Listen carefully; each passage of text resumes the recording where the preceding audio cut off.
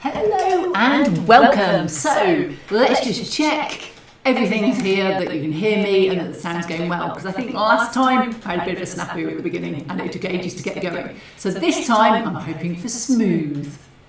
And welcome first of all to everybody who's already in chat. I expect it's going to be a quiet evening. It's summer, it's quite warm in the UK, so everyone will be having their barbecues because it will probably be raining tomorrow. It has rained a lot this year, as well as everyone's away on holidays. So although we were up against the, I don't know, some football thing last time, we're up against summer this time. But anyway, hi to Norm and Digger, I've seen you in chat already. Thank you for moderating for me, and Timber when he arrives also does that. It's great that I have moderators in case you say anything you shouldn't, or those sneaky little adult chatbots get in. Oh, I was just pausing. Let me see what is causing all of that. I just saw a little bit of a sound saying that I'm not going very well, but it's saying excellent connection. Don't know whether it's just that I had something going in Blender in the background that was just finished. Right, so let's have a look who else we've got. So Ben was just telling me that he's working on his Halo Flashpoint terrain, and I didn't actually do the critique on my Halo diorama. We're talking about what I would do differently this time, but he'd seen it in the trailer that happens before this goes live. And he's just come back and said he's got an early recon edition at Gen Con. So I was in the US, I don't go to Gen Con, but I have a Spartan edition on order for later in the year. Goodness knows, I've got so much Star Wars Legion Shatterpoint and now Halo Flashpoint, and I can't remember the last time I actually painted a mini. I just need to get on and get it built and get it doing, and they've changed the Legion rules, and I'm like, I haven't played it since, so I have no idea what I'm doing. But anyway, Ben, I look forward to seeing what you do with yours. Stating saying, yikes, echo. Why have I got an echo? Oh, I know I've got an echo, folks. Ha! Right. Okay, the problem is I had to reset my phone connection and it brought on the mic for my phone. So I had the phone. This is why I check at the beginning. So there we go. There we go, sorted. So I had two mics and obviously they don't quite input at the same time. So, but you know, Tim, I wasn't spelunking. I'm actually slightly claustrophobic. The chances of me being in a cave are quite slim, and a small cave or a pyramid, they really freaked me out. Hi Monique from Brisbane, she's there as well. Jaw21, hello, hello, hello. And everyone's telling me about echoes. That's fine. Oh, I'm still getting echoes. Kathy speaking from a big hall to us. She absolutely deserves a big audience. I don't think so. But yeah, I suppose my biggest audience, if I'm honest, is either YouTube or the Great Model Railway Challenge, which has something like 1.4 million viewers, which is quite a big audience, I suppose. So there we go. Hiya to Mark Wilson, who's snuck in. Who else has come in? Yay! Oh, brilliant. The echo's gone. Yeah, I turned off the second mic. I just have to watch it. Every time I plug it in at the moment, it loses my iPhone, which is the camera, because it's slightly higher res than my, FaceTime camera on the computer, and I can angle it better. And because it does that, it just kind of, yeah, anyway, whatever. So, fixed. SK says it's fixed. Welcome, SK. Oh, Marcus too. Right. Dicker is saying after that stunning opening, please hit the like button to show that you still appreciate the fact that I can get technology to work. You wouldn't believe it that I'm the person that everyone comes and asks about tech around here, but I suspect the people asking me are in their 70s and 80s, so I am better than them. Digger would never be in a cave in any circumstances either. That's good to know. I actually, every now and then I get on the tube in London, which is rare, and it's really crowded, and I'm like, oh, claustrophobia's kicking in. I have to sit there and go, breathe, Kathy. I really should channel my Jedi Zen or something, whatever it is. But anyway, Ben says it sounded rather dramatic, honestly. Missing a bit of the grandeur without the echo. I'd like to play it back and see what I sounded like. So anyway, yeah. Hi, John, Brackets Bracken. Brackets Bracken is probably very hot this evening. She's a dog, just in case you're wondering. Stephen's not working tonight. Oh, I bet you're glad. Shock, horror, gasp. And polite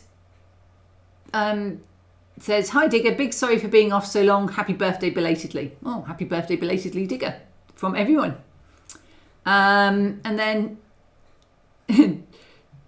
what is it? Tim says, use the Dune, I must not fear much. Well, how does that go? I read it in the book and I haven't watched the recent film. What, fear is the little death? Yeah, whatever it is. So, this time, I was thinking of something that was quite lightweight for the summer that you could dip in or out of. And I wanted to look at weathering again in the future. So that's kind of on the horizon, weathering. But it would require me to go through my videos and edit it. And I haven't been feeling like doing that this week because I was struggling. What was I struggling with? Desert texture. This is a, let's do that whole really naff YouTuber thing where you stick your fingers up and hope it focuses. There we go. This is desert texture. And this is printed in light brown Overture filament matte. So you can't see the layer lines, which is really good. What I also have though is something like this. And this is the Obsidian version, which is basically for my next Kickstarter. And Obsidian is just a cheap way of saying this is the basic mesh before I put the desert texture on. But I'm aware of the fact some people may not want heavy desert texture. They might want to do a more clean interior and a more desert exterior. And I have to put desert texture onto things like this. Suffice to say, it's taken me a week to get it all deserted. Partly because I over-divided, these are cut out, these sort of symbols, but especially that. And to make sure it worked, I divided them out quite a lot and I over-divided. So I just ended up with really heavy dense meshes, which I then applied an even denser mesh on to try and put on the desert texture. And it just, yeah, it blew my computer up. I really had a lot of fun with just grinding Blender into the ground with the textures because they are heavy in all of the, RAM. So this week I bought more RAM. When I bought it, it came with 8 gig. I put 32 in, so it's been running on 40. I've got another 32 to go in and swap for the 8, so I'll have 64. So hopefully that will help. That's where I am. So other news. Because, before we get going, I've actually only got about a quarter of an hour video. There's a lot of me talking and rewinding and looking at the pictures, I think, on this. What have I been up to? Well, I've started to do 5-minute Patreon catch-up videos every week so that there's something, a tip and a little bit of an update for my Patreon people because I've been feeling like they haven't been getting enough without me doing sort of YouTube modelling where they're getting the early releases. So for that, I basically had a little bit of an update. But what did I do? Stop blathering, Kathy, and just tell them. I went on holiday for a week. Yes, I actually took a week off. I did no work apart from my campaign went live in the middle of it. So I had to spend a day chasing My Mini Factory to get them to put it live because the person I normally deal with was on holiday. So I did that went live. But apart from that, I literally read. I read a lot of fan fiction. It's not smutty. People go, fan fiction. It's just, you get happy endings for the characters you really like because someone reimagines things and you get interesting little quirky stuff. So fan fiction and Thrawn. I'm just finishing off the last Thrawn Ascendancy novel, which is his prequel, which is the last of all of the Thrawns that have been written by, I'm just going to shut a few programs because I can see this constantly going, save. Little whirry in the background. I don't know if you can see it, but every time I look at my YouTube, it's doing a whirry thing as if it's being really slow. So I'm just, I don't know, my computer gets a bit overwrought at the moment, as I was saying. So I'm hoping this will fix a few things and it will stop doing that. But yeah, a week off. And I really love Thrawn. Thrawn has been excellent. Timothy Zahn, it's a shame he actually works for the Empire because he's a really good character. And now I want a trilogy set in the other galaxy between him going over there in Rebels, which is a cartoon, and him coming back in Ahsoka, which is a really naff live action, which ruins everyone's favourite characters and makes them really bland and boring and grey and argumentative where they weren't before. So anyway, that's Ahsoka for you. And that's Star Wars for those who really aren't on the page. So there we go. So what does chat say? Bracken has had her own fan to help her keep cool. That's great. What am I saying? I've got a sweatshirt on because I was cold when I sat in this room. The wrong person to ask about heat. Digger says, wow, that looks really like a great concrete finish. It's kind of supposed to be rock or some kind of desert rock. So the idea is it's desert temples. So there's going to be colonnades of columns. Some of them will come with clippy holes in the top, and they've all got clippy holes in the bottom. So you could stack them if you want, and I'm going to do some porticos. And then there's going to be some walls as well, which will just be freestanding walls that you can put places. So that will be really the idea for these. And then there's statues with lightsabers and whatever, maybe a kneeling statue, a standing statue, or a statue holding their hands like that, or whatever we put up. So there's going to be that kind of thing, flooring, and then loads of altars and entrances and grand this and libraries and all that sort of thing. So that's the next Kickstarter, which I was hoping to do in September, but as September's only a couple of weeks away and I've only just started it, it's likely to be October. And I was hoping to get another one out before the end of the year, which I've done probably 50% of the modelling on, but not 50% of the Kickstarter. So we'll see. That's more scimitar, which will be renamed the stiletto, and it's just plunk on the table and print at the moment. Not quite printable yet. I haven't really spent a lot of time on it, doing the test prints or anything. And I was still doing the legs. It was a personal project, but that one's for the end of the year. So Norm says it looks like sandstone. Yep. Ben says polygon creep is real. Oh, it so is. And I still think 64 gig isn't great. It's a Mac. It's not the best for Blender because it can't do GPU and all that kind of stuff. But I'm not going back to PCs. So, yeah. It's going to get 64 gig and hope it's happy. Stephen says, just back from visiting family near John O'Groats. Oh, wow. People actually go to John O'Groats on holiday, don't they? That's quite cool. My dad was by the seaside. It was lovely. But I'm not a big sit on the beach. It was actually sitting on the beach weather as well every afternoon.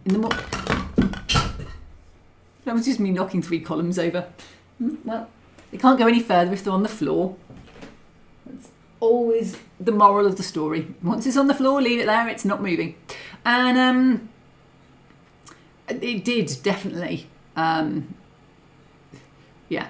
It was lovely to be by the beach, and there was a bit of a breeze, so it was lovely to go to the seaside. And we always do the same things. We went to East Anglia Railway Museum, and we went to Harwich to look at the boats. Dad likes, he was in the Merchant Navy, so he likes boats, and it's opposite Felixstowe, so you can go in and have a look, and there's often boats going in or out, light ships, and we go to the Halfpenny Pier and have lunch and stuff.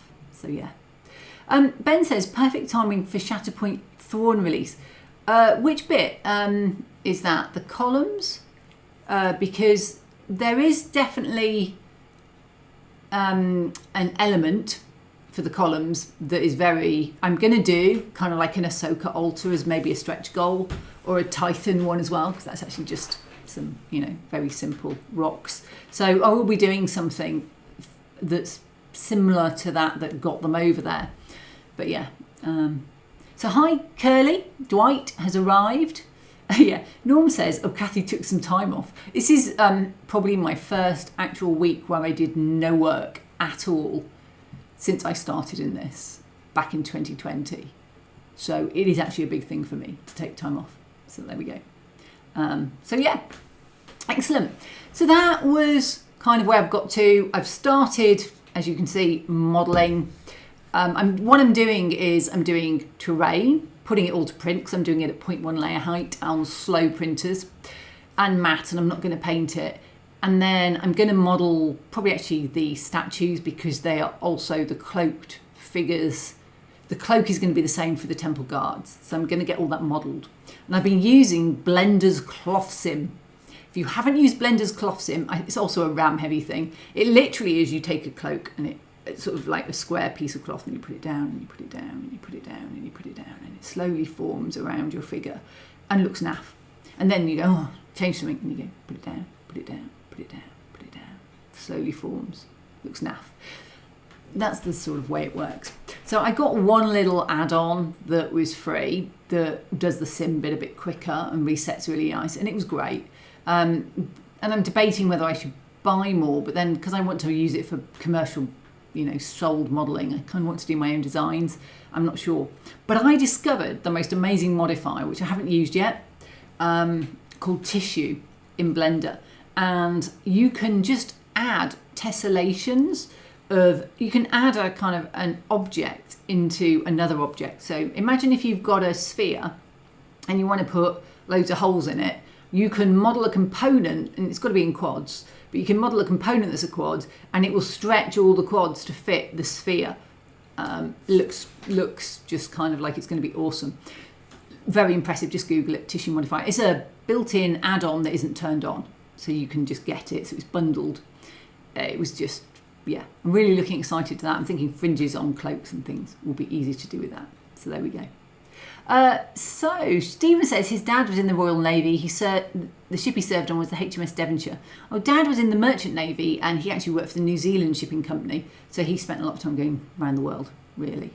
It's very exciting what people, did. And it's very different now. You don't go to radio college to go to the Merchant Navy anymore. It's just not a career path people look at. Yeah, when Dad was there, it was quite normal. I am, though, going to put on a little movie. So I'm going to look at this evening, I think it's 7 or 8 now, I added a couple extra on, just the little finished videos of my dioramas that I've done, layouts, whatever, and just talk a bit about what I didn't like about them, what I would do differently, or some of the major learning points that I had from each particular layout. Because I'm one of these people, I don't go back and fix stuff. I mean, I've sold this layout to Tim. Tim's on here. He will wave at you later. He's already said hello. And I have to take the learning points for the next thing. I can't just take them into this one because I'm not going to go back and fix this. So I have to take them into the future thoughts. Yeah, there we go. This one is Port Deno. It's yay big. Oh, I'm frozen again. Is this got... Oh, let me just... Hang on. iOS camera. Add existing. 3. Okay. Where is... Oh. No. Yes. I'm frozen. I keep getting frozen. This is just not my... I don't know whether it's me being slow or what. But anyway, I'm going to delete this and reconnect it. And I'll put the... if I put the movie on. This is getting so frustrating. It just... I don't know whether it's the iOS camera and iPhone 2. There we go. Okay. Turn off the mic. We've been there already. And then movie wants to be delete. Yes. Add iOS camera 4. Add existing camera 4. Okay. Okay. There we go. It did it big, but we can cope with that. Right. Here we go. Oh, this is hard work. I don't tell you this. I've never had so many problems as my iOS since the last app update. It's really got a bit flippy. Anyway, I'm going to let that run. Jeffy says, if I hadn't discovered modelling, what might you have done for a different career? Well, I did 25 years as an accountant, so I probably would just have carried on as an accountant, to be honest, doing shorter contract work because, just... I was getting bored of it, and I find moving jobs around and moving different places made it slightly less boring, but it is what it is. So yeah, 25 years as an accountant, this is like my second career, but I would have done something else crafty because I've always done crafts, not art, but crafty type stuff. So maybe quilting, whatever it was I did before. So something like that, but I'd always done something different, and I like designing, so we'll see. Stacey Nilva says, HMS Devonshire, that was my brother's ship, 1960s. Ooh, they might have known each other. So Tim, Port Deno is currently in my spare wardrobe. Is it freezing for you guys all the time? Because I can see that it's just freezing, but I don't know whether it's the playback on... I don't know whether it's the playback on YouTube is just freezing or whether it's actually freezing for you. So that's good because it keeps stuttering all the time when I'm watching it. Whatever. Right. Tim, was saying Port Denoric is currently in my spare wardrobe, hoping to get it on display in Bar Lake Heritage Centre by next spring. So it's actually going to be on permanent display, which is really exciting. So Tim's going to fix all the issues I'm going to tell you about now. He really will. Norm says it wasn't frozen for us, and Tim says it definitely froze for him. Okay. Adam says, let it go. Da-dum. Yeah, indeed, he did. Right. So let's just go back and talk about this now we've seen it a bit. I'm just going to go back to the beginning and pause.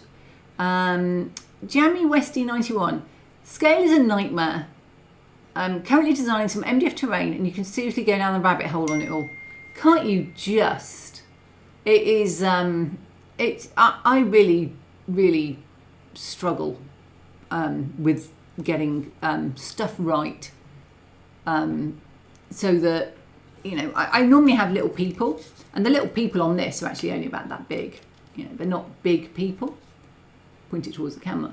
But these are tall columns. But actually, one of them, this one, you know, you can go shorter if you want. But I think that would be a really stumpy, miserable column. But yeah, scaling, I find I make things too big, and then I can just shrink them down, obviously, except for the clip holes. So yeah. Jeffy says, that's a shock. What? That I was an accountant for 25 years? Yeah. Nobody ever thinks I'm over 50. It's fine. I'm actually 51 now, so let's not go there. Tim says there are a few glitches in the video now, but mostly okay. So I copied the video onto my hard drive so it would play really well, rather than playing it off my NAS where I hold most of the stuff. So I think it's just my computer's been really... I've shut all the big programs, but it just it's too much open, and actually all my big programs, hungry programs, are now shut. But OBS does take quite a bit. And I'm actually just going to shut messages, which is my dad telling me all about his holiday. Trish being there. So there we go. Digger says, Norm will have the best Wi-Fi signal available in Beverly Hills. I'm sure he will. Jammy Westy 91, object scale is way easier, but for representing people, even official sources all give different answers. Found the NHS gave 4 different average human heights alone, for example, and then you throw in what a scale person looks like, and you're really stuffed. So let's just run through here and just talk about some of the issues I had with this. Now, I didn't model it in black and white, you'll be glad to know. But actually, this is version 2. So this wasn't even the first version. The first version, I tried too much new stuff on, and I used tiled backerboard for the backdrop and, for the sides, and I had a lot of foam, and it all just became unwieldy and not very heavy, and I just didn't like it. It was a very odd shape. It was curved at the front, so you had kind of a nice look. All in all, it wasn't in a happy place. So I threw it out, went in the skip. And that was Deno 1, which took, 2 or 3 years to decide to throw it in the skip. On this one, actually the problems, I used laser cut baseboard for the first time. This is Hodder and Granger, is it? Or Granger and Hodder. Laser cut baseboards worked really well, but they didn't have a little fascia at the top, a drop down to hide the lights. And they didn't really have an easy way of doing a suspended light ceiling. So I had to add an extra bit in, which I glued in place with balsa wood, because it's the only thing I could find in Hobbycraft that was thin and the right size. So I put that in place. Was it balsa wood? It was something really naff. Put that in place and, sanded it, filled it, sanded it, did it all. I 3D printed the coved parts, and then I had to fill the gap, which was a little bit more than I expected. And overall, my biggest problem was trying to get with the whole laser thing, was trying to get my nails brads in straight, because I'm really naff at doing it. But there's some things that I look at now and think I would tweak if I could. And we can see one in this scene. It may even go into focus at some point. Here we go. It's going into focus now. This sign on the left, there we go. It's just a bit of paper cut out and put there. I'm not sure I've even weathered it. And actually, this is an angle from the side where through one of the tunnels, you can see 3 on the back there out of focus. And I feel like it should have weathering on it. I feel like it should have had a board around the outside or something. I just feel like there should have been more than there was. So that is something I would definitely have updated and made finer scale. I also didn't glue the people in because I wanted to be able to move them for photography. So they're black tacked in place and they'll fall over all the time. Tim's added a little mini-me. You can get me, a little mini-me from Model U. It's a 3D scan from quite a few years ago now. My hair's down. I think I had to take my glasses off or they don't work, but it's there. And I just probably would have weathered the back of that, whatever that is as well, the back of the, is that a sign? I guess it was a very faded sign, I think, but that round thing that was sort of no unauthorised entry on the gate in, that, I'm not even sure what was on there now when I think about it, though I've probably got a photo somewhere, and that probably should have had something on it as well, rather than just that. So there's a few things there that I would have done. I did nothing to the rolling stock at all apart from weather it, so there's no updating. I was going to do some stuff and I added on, if I think about it actually, I added on that little lamp at the front, but that was it. That's all I did. And that's another Model U lamp. I really should have probably done more on the rolling stock because it is wrong. It's got the bars for covered and they weren't covered, but I couldn't find any of the right sort, so I just, used those. So I'm going to let's play a little bit more, see what it says in chat. Stephen says, stating, sorry, Dad's ship was the previous Devonshire, built in the 1920s. Oh, that's a little bit older, I guess. Now, here we go. Watch these wagons. Look at those go. Let's just replay that for some classy wagon action. People wrote and told me that these were really bad. And I know what the problem is. I designed my own little wheels that were Deno wheels to go on to some metal axles or something.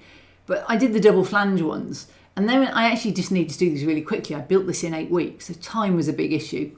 And so Tim gave me his 3D print for wheels. But I don't think I ever cleaned them up enough or got them quite round. So Tim has actually re-wheeled all of these. And I was worried about bending them because they're shapeways prints and they're quite solid.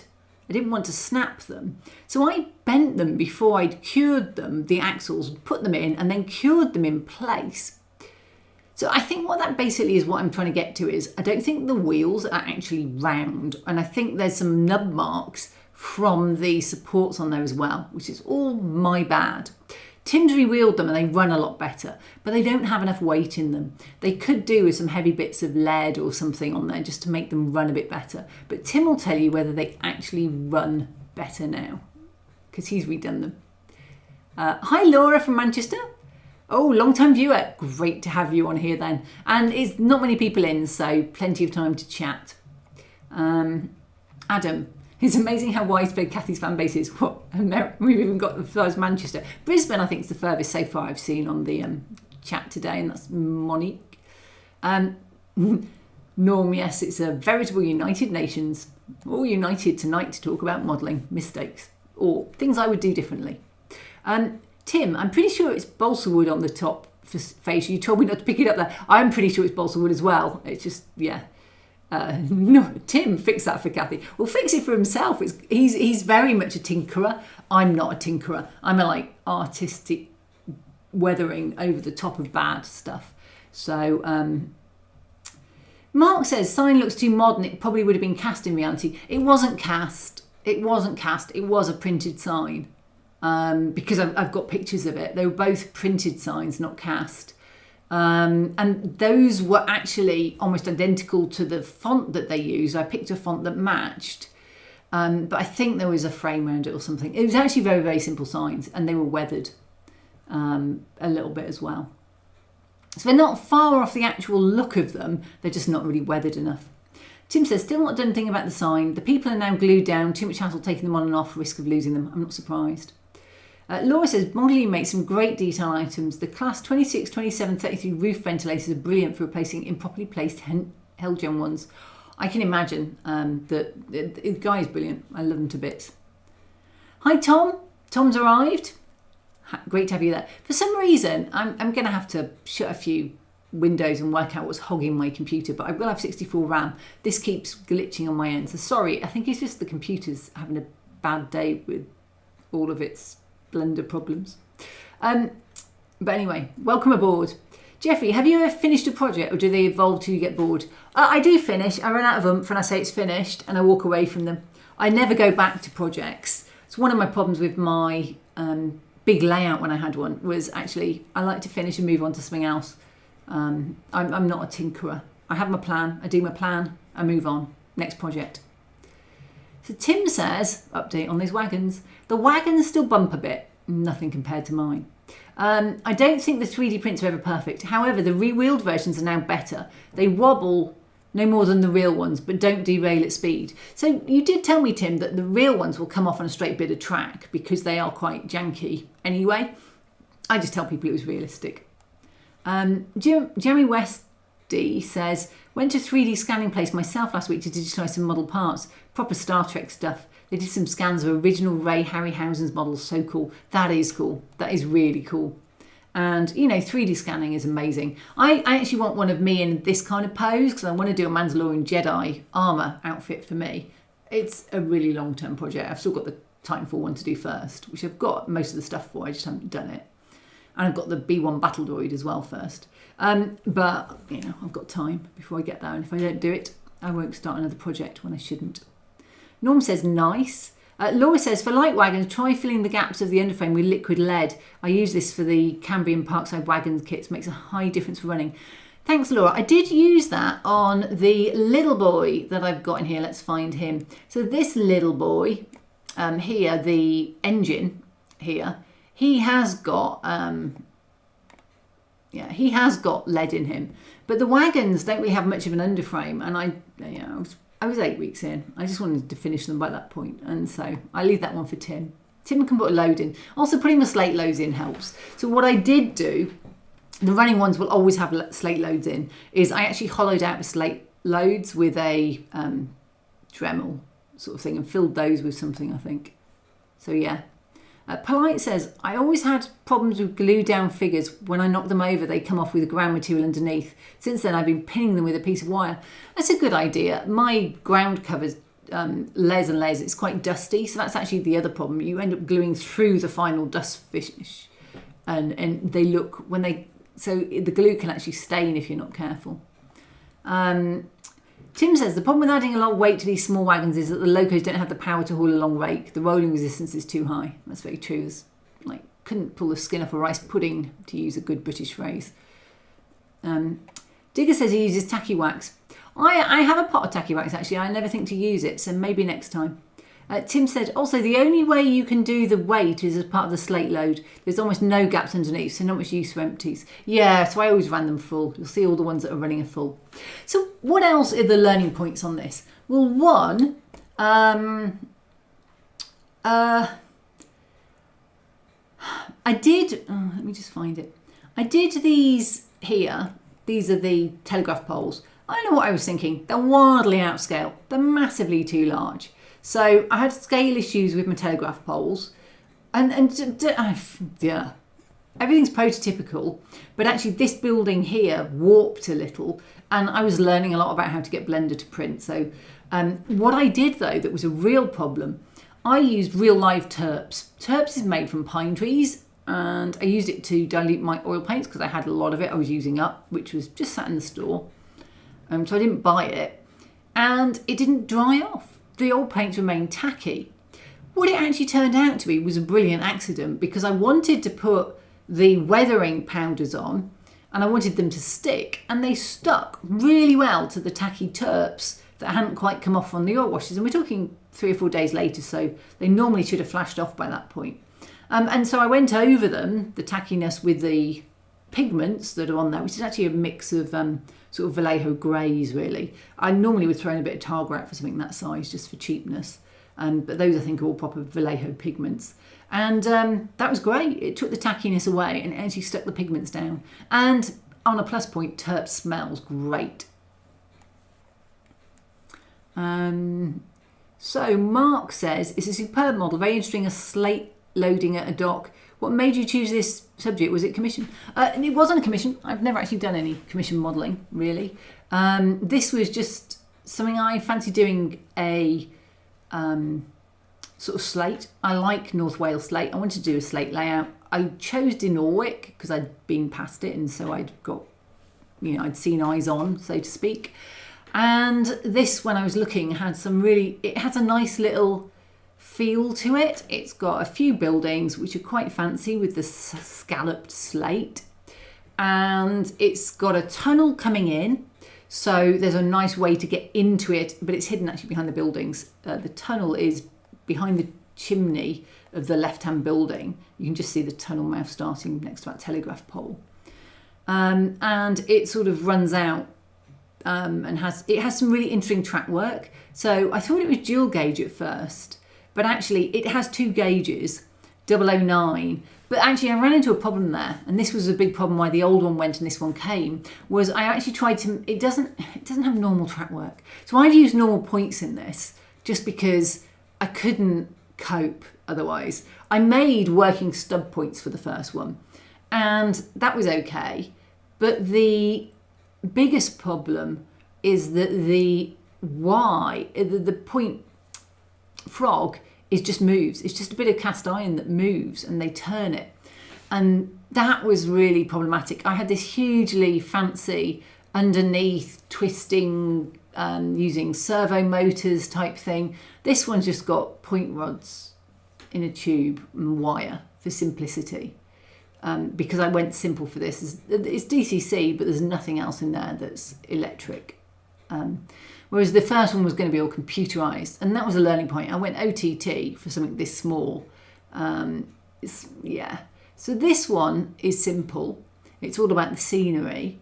It's less about all the fancy gadgets. But the biggest problem was where the narrow gauge track crosses the main line track, and you can see there's 2 sizes of train here. If we run, the little one goes off, that's the size of the big one. About where that engine is now, there's actually a crossing, and I've put it off screen. It's further down in reality, and I put it off layout, and it actually crosses over. And that was fine. I was going to model it like just in a normal junction. But it's quite hard when you're doing narrow and whatever. But I was going to do that, and then I discovered it's actually temporary track. They don't actually put it down, and because this is not particularly fine scale on the main line, it was a really big hole then for the little one to go across. It was too big to get the sort of flanges of your wheel through. It was starting to look a bit hinky. So I started to make a moving one and design a moving. It was overly complex. Let's just go there, because they literally just picked up track and put it in place manually. That's what they did. Yeah. So yeah. That went. And the only other thing, which I think Tim hasn't had a problem with, on the left hand front end over to the side, there's a fiddle yard comes on, and they magnet on. They actually worked really well. I thought Tim will tell you whether he believes that or not. And the power went through the magnets. So they're clunked together. There's a left and a right one, and there's a left and a right power, and it clunks together. And there's one of those little O terminals on the back of the magnet. You can buy magnets with holes in that you screw together.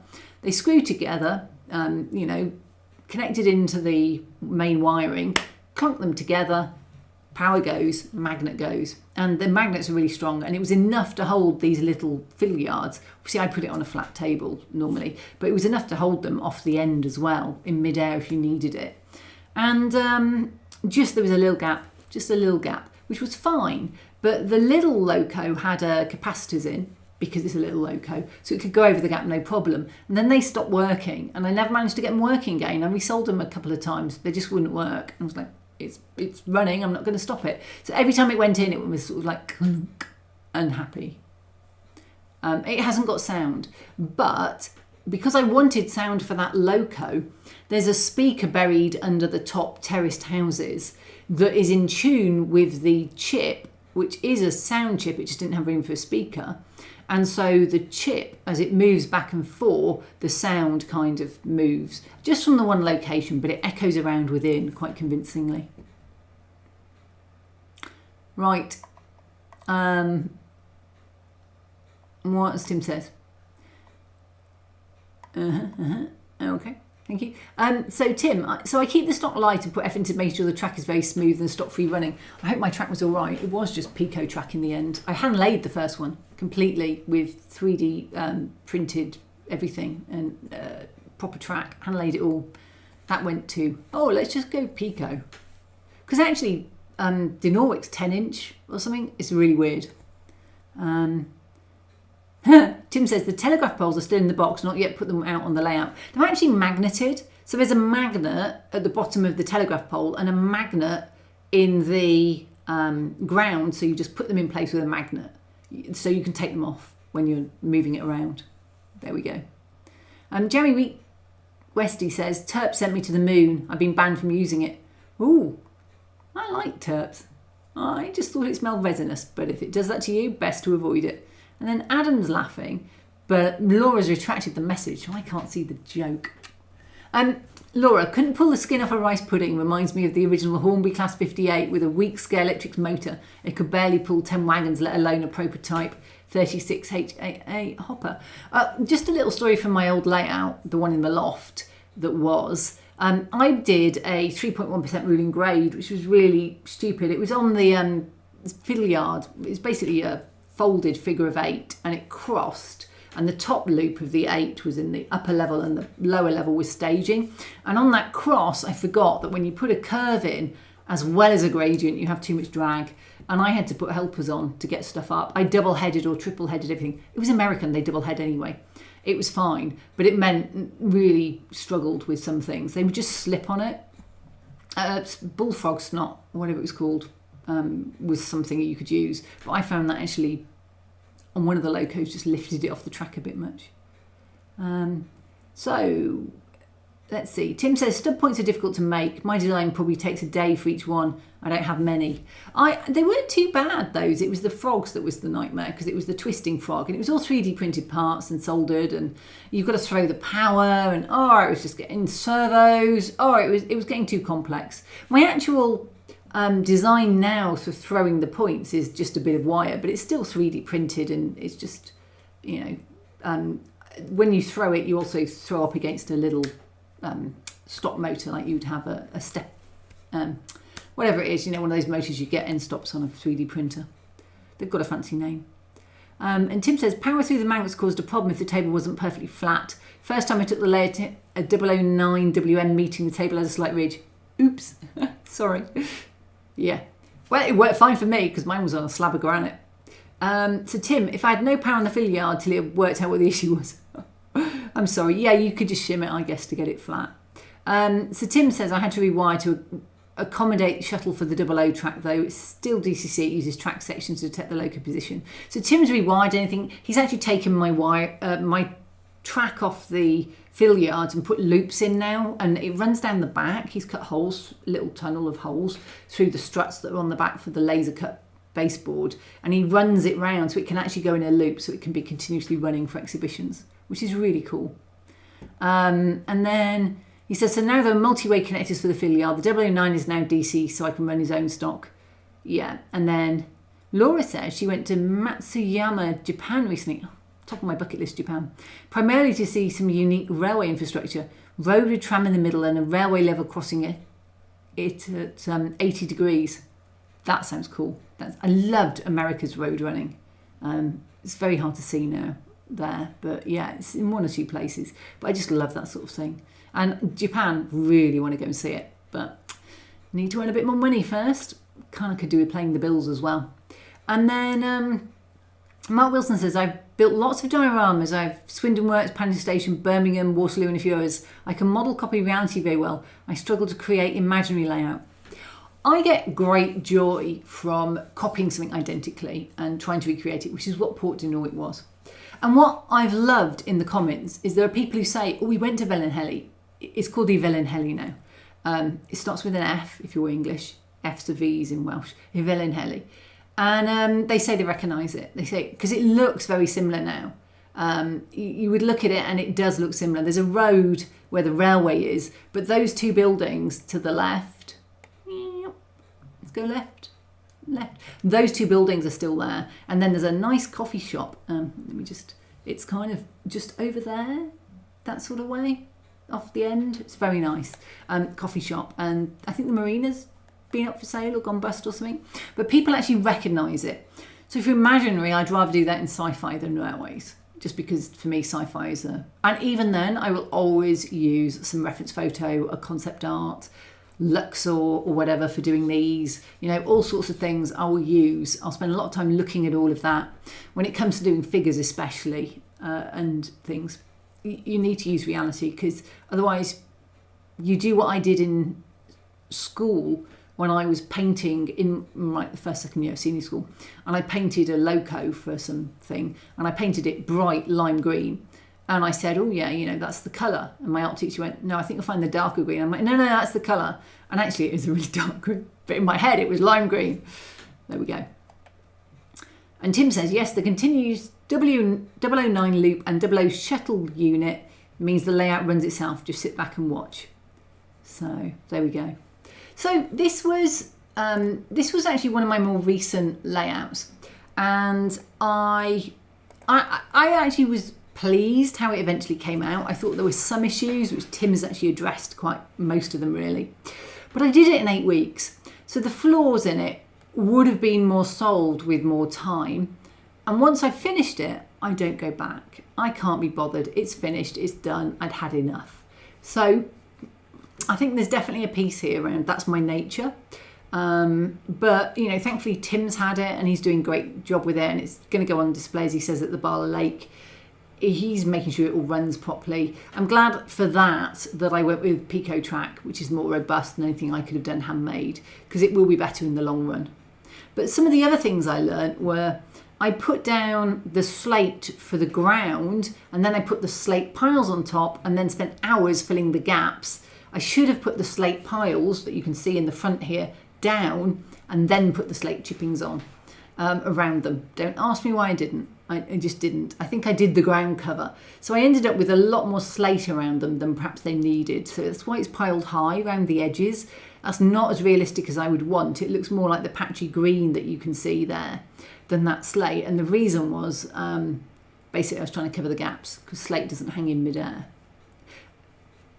So Laura says her Japan trip was 28 days and 18 hotels, lots of railway travel, lots of different train types, including the Yufuin Joy train.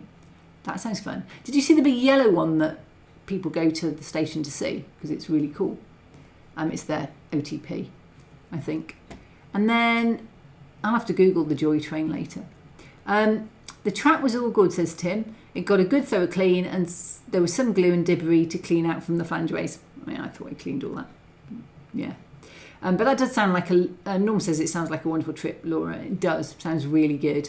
I think we've got it planned in for like 2025 of 3 of us going. So yeah. So Mark says, building reality-based layouts, I actually get more enjoyment from researching from books and videos and photos.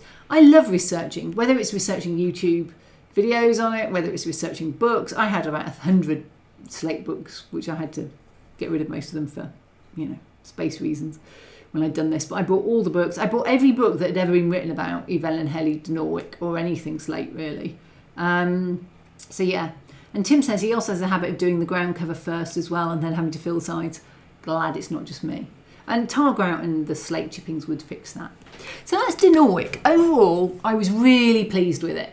So the next one is something completely different. This is my Jurassic Park one. At the moment, it's in pieces because I had a lot of flaws with it and I wasn't very happy. So I thought I'd talk about something completely different, one I wasn't happy with.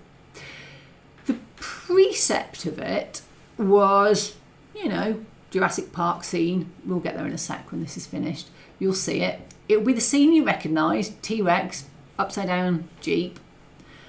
Just a word for the Americans out there.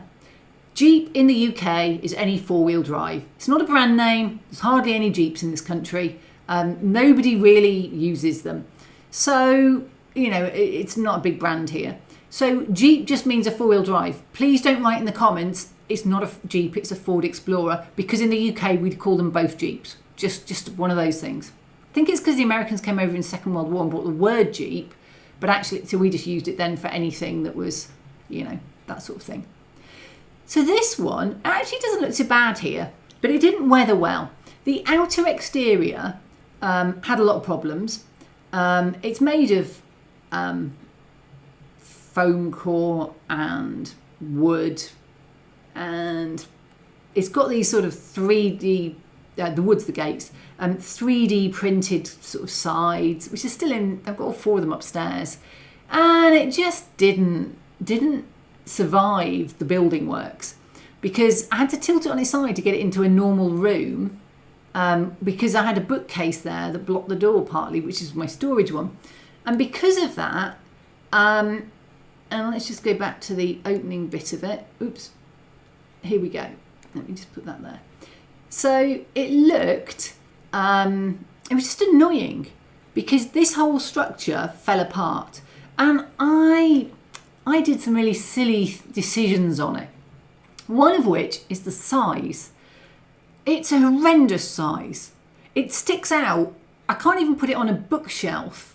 And this is a problem with a lot of my dioramas. Most bookshelves are 24 centimetres. I've got my display shelves a few inches out from the wall, so I can put a 30 centimetre diorama because it's quite a standard size. You know, an A4, if you've done something on an A4 frame, it's about 30 centimetres all done. I can put them on there. But I love big dioramas. This one is so big, it's actually on a corner bit, and it still sticks out. And T-Rex was in magnets. The top came off. The T-Rex fell on the floor at a later point.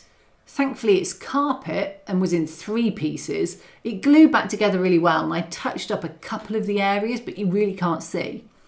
But overall, this outer structure, I mean, I like it, those upright bits. I really like them. The effect, they're aged iron sprayed, and the flicker and those flames are actually the tops of tea lights with tea light LEDs in there. And I put orange paint, you know, thin Tamiya translucent on it. And they look really, I'm really happy with those. So I've kept all 4 of them. But the problem was I decided, I'm going to put it on a picture frame. So I made it bigger than I'd originally planned those for. So then the Jurassic Park across the top sign that I'd already 3D printed and painted didn't fit. So I ended up cutting bits off that with a hacksaw or whatever. Can't remember what I use now. And trying to get it to fit in. And then it was all unwieldy and it kept falling apart because I didn't want to glue them because I wasn't very happy with them. And so they were kind of loosely glued with a bit of hot glue, but it kept coming apart. I hadn't really robustly glued it. These are the best doors I had, but you can see there's marks on them. I tried to 3D print doors and then just they looked awful. And I was like, Kathy, what are you doing? So these were actually wood. I think I've binned them now. They were just balsa wood strips, which I'd stained. But I actually glued some of them the wrong way round. So then the glue stopped the stain going in. So then I've got this big sort of squiggly mark on some of the back ones, where on the inner panels, where the glue was resisted by the... I could have sanded them, I suppose. And these are magneted in, but they don't really work very well. The back ones are stuck on. And then across the top, there's a bit of paper as a sort of, from Jurassic Park, as a sort of view through, and they're solid sides. So you've got this light box inside. So I could project on a normal projector into it the rain, or it would have the blue and the, so whatever there. And it's just not wet enough. This is actually one of my problems. It needs more rain, but this is something. I'd spent ages painting him. I really liked him. I didn't want him looking really naff if I screwed up the rain. So he's got gloss varnish on him, but it's not enough. And he's only magneted, so I can take him out for moving him. And this greenery was all right, but it's now all gone. It's just glued onto the back, but it's now all gone in the green to be reused pile. It sort of came off and went in. These bits took a while. They didn't quite fit right, so they took a lot of fettling. And this was from Gambody, so it's a print from Gambody. This isn't the most detailed Ford Explorer or Jeep in the world. So I covered it in a lot of mud. And all in all, it doesn't look wet enough on the ground. But I had a fascinating problem with it. I used tar grout and everything, and I decided to give it a gloss rather than using a varnish, because I find gloss varnish doesn't really work that well. It just doesn't always dry that glossy. Tamiya gloss varnish is the one I use, but there's quite a lot for this, and to me a gloss varnish comes in small pots. So I decided I'd use AK Interactive Still Water, and I put it in with the tar grout and a little bit of something else just to make it slightly more gravelly. And it actually just clotted it, just like that. It all clumped, and I was so stirred, like it started to set. So it had actually a very interesting texture when I'm done. So there's no road texture because this stuff all stuck. So there isn't the grid in there, the roads kind of disappeared. There should be a grid in there for the road, but I forgot to do it. Or I didn't notice it on the photos till afterwards. I should have spent more time looking at the photos. So all in all, just nothing in this made me happy. And I want to do a video redoing it where I go through saying, you know, I wasn't happy with this, and just adding more water on. Just a load more water and trying to get that bounce of the water on the ground more. And actually putting some really deep puddles in there so it looks more realistic. And making him a lot wetter. And making just everything a lot wetter. But basically the whole of the exterior is gone. So now it's just an open diorama that looks like this. So there we go. That's my tirade on why I hate this particular diorama. I hate most of my work, to be fair. It is a flaw. I hate it until about 3 or 4 years has gone by, and then I can't remember why I hate it. So doing this video, I'm like, I remember why I hate all these now. There we go. So where did we get to? Tim said that right. Stephen, I'm building the baseboards for my next layout, but can't decide whether to make it end to end or tail chaser. It really depends whether you have space for a tail chaser, whether you enjoy watching trains just run. I never sat in my loft and watched mine, so it was actually a waste of time putting all the extra height in. I wish I'd done a smaller one, which was more fine scale, like Port de Norwich. Norm says he hadn't noticed the dog before. He was laying down on the job once as well. He had a bit of a fall over moment. So Laura says, I didn't get to see current Dr. Yellow Shinkansen test train, but I saw the original version in the Rail Museum. I travelled on Hello Kitty Shinkansen too. Oh, it's so cute. Is it like, so in Hong Kong, the Disney train has a sort of Mickey Mouse shaped windows? Not the whole thing, but just there are some Mickey. Does it have Hello Kitty shaped windows? Just wondering. 2 dogs, says Tim. Actually, there are 2 dogs, you're right. Yeah. Twice as good, says Norm. So Adam, does T-Rex still enjoy belly tickles? He was on his back last time we seen him. Yeah, so if you follow me on Instagram, you'll have seen the, oh no, he just smashed post, and he was like on his back doing this in pieces. Norm says that's very large. It is too large. This is actually going to be a feature of some of my critiquing of these. They're too large for my house now. And then they're too large to sell and ship because they cost like £200-300 to ship somewhere.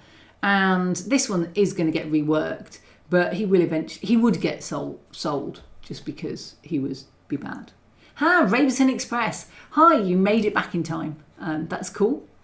You were at a rail show today, weren't you? So I hope you enjoyed it.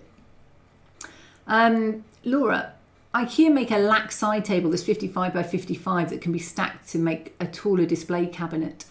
That's interesting. I've actually got IKEA white Billy bookcases for some of my storage. Because I've also got books in one side as well. So that's one corner unit and that. And then on the other side, I've got these asymmetric. I'll do a thing of it at some point whenever I get around to finishing them, because I've got a lot of broken dioramas that need fixing, which we'll talk about some of them now actually, because the feedback is actually 2 years later this was the problem. But I never managed to work out what from IKEA to buy. I wish I'd realised the lax side table might have been the answer. That would have been interesting. Laura says, for gloss finish, try Florax, can be sprayed straight from an airbrush. Yeah, I probably need to, but actually I think what I'm going to do is something slightly thicker. So I'm probably going to do UV resin because it's even thicker still. But that's probably where you are. Norm, you're a very harsh critic of your own work. That's how you improve. Adam says amen to that. Bill says, evening everyone, is late Bill tonight, I'm afraid. Hashtag work sucks. Hey, hashtag my work sucks, but at least I have fun doing it. That's only because Blender fell over. Remy said, no, I haven't been at the Garden Railway meeting. I had a very tired Sunday today. Well, it's good you made it anyway. No, Laura says the Hello Kitty Shinkansen is a normal one, but with vinyl branding inside and out. Oh, it's still really cute. I'm not really into Hello Kitty, but I can imagine it looks cute. Bill says, IKEA Mallard cubes shelving here. I think one of the problems is I actually want varying height shelves because some of my dioramas are smaller and so I can get more in, but some of them are really tall. And I was looking at the square ones, Kallax is it, and I couldn't get anything in them. They just weren't, I wouldn't get any of my stuff in there. So that was a big problem. Ravenson, I will get there when I fixes my car. It's very difficult to get there by train and bus. That's what it sounded like when you were talking about it earlier. A couple of hours is just too much for me. Back to Mr. T-Rex here. I've still got the signs, I think, and the side bits. So I may eventually mount a sign at the bottom, but then I'll have a messy side. So I don't know. But it is at least got, I just need to do a bit of a corner fill with some vegetation because there's a cutout there to let this in. So I think it will go, and I may end up just making these into something that I can use, I don't know. I look at them and I think they'd actually be quite useful for tabletop game or something. So with lights on and things. So I might well do something with them. Anyway, I've kept the sides and the top for now because I quite like the sign. But everything else will get a bit more water at some point. That's the theory. So that was that one. Ooh, time for a cup of tea. And the rain effect was interesting. I haven't found a way to miniaturise it, and it looks better with a bit of smoke in there, just a fog machine. But and also you can see the shadow from him. But it is an interesting effect. Mark says, criticising your work or older work means you've developed a new method for your next diorama, but I know you're probably the most critical person in your own work, the sign of a perfectionist. Yeah. Bill says, IKEA Kallax grew, it got spell checked to Mallard or something. Yeah. The perfect for 12-inch vinyl, and sadly I always do way too bigger stuff, so it doesn't fit in 12-inch.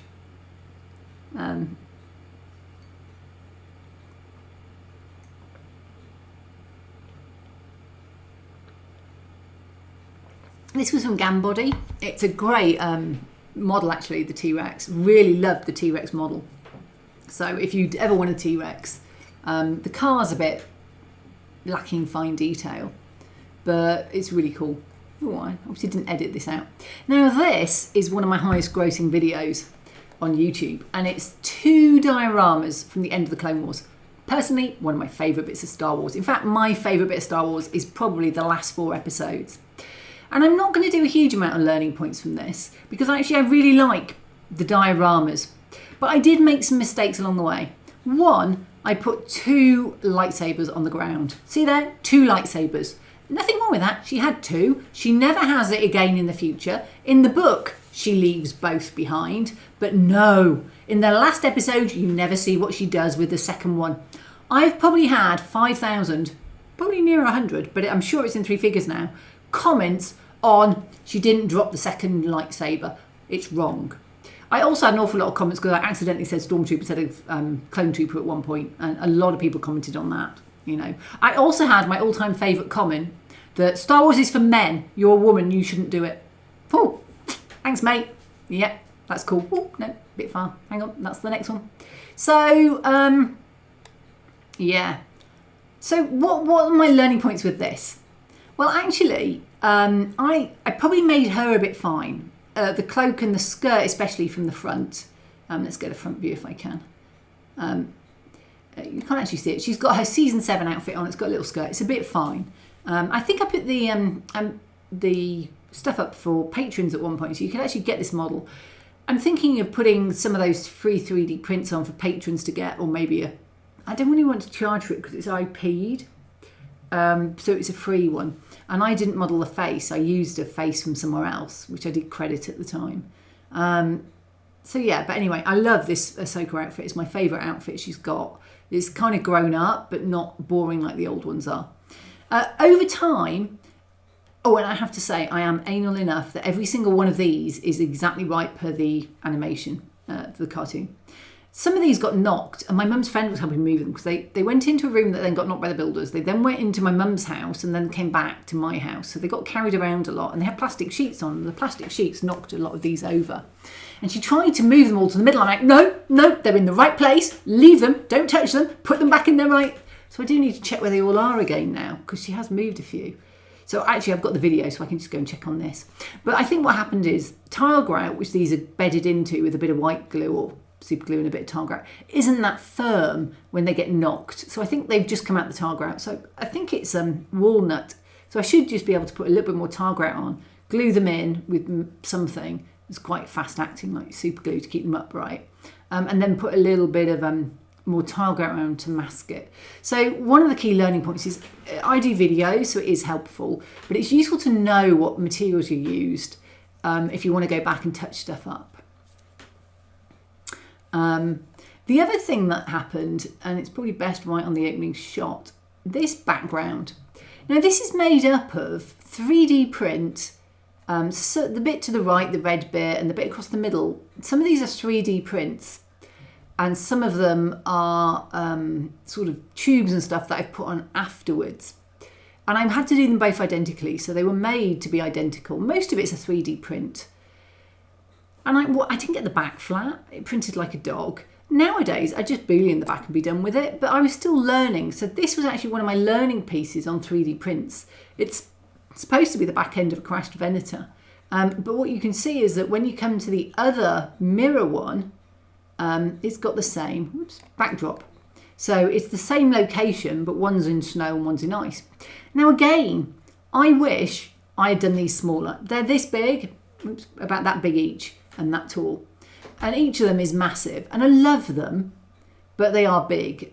I think he's a 3.75 inch figure.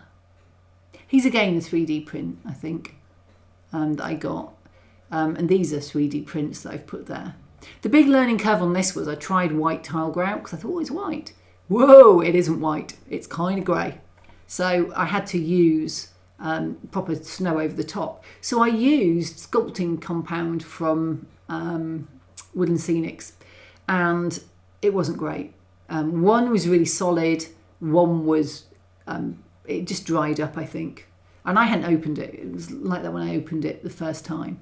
So it wasn't great. So I ended up going over it all with snow.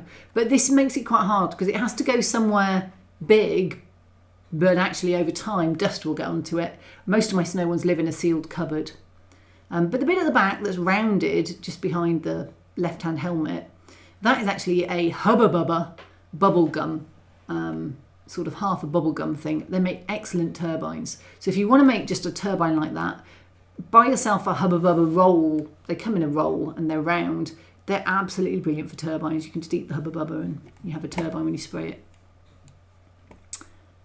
Ooh, okay. So where did we get to in chat? The rain looks very nice, says Norm. Thank you very much. Laura. A fun thing on my Japan trip was just outside Kyoto, there's a full-size Gundam robot. The moulds are 20 centimetre tall at 1/44 scale, so the full-size one is 60 foot tall. I so want to see that. There's one in Kyoto, there's one in the dock area of Tokyo, and there's like one in China. They're in a couple of places, and they're massive, aren't they? And they move. Are absolutely amazing. I have a whole cupboard full of Gundam models. I watched a lot of Gundam, so for me it makes sense. I know what they are, and I've actually got a perfect grade one that's 1/60th. That's I think supposed to be about that tall. But yeah, I just that's one of the reasons I want to go to Japan. I want to see the giant Gundam. I'm that sad. Yeah.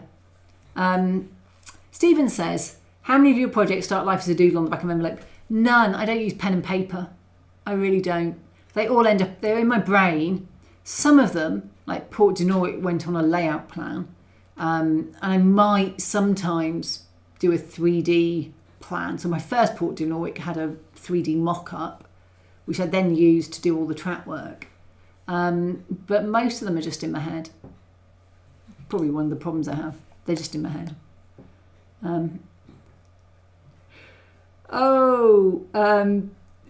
Let's have a look. Well, I just saw something about sexism coming up. Digger says, OMG, wow.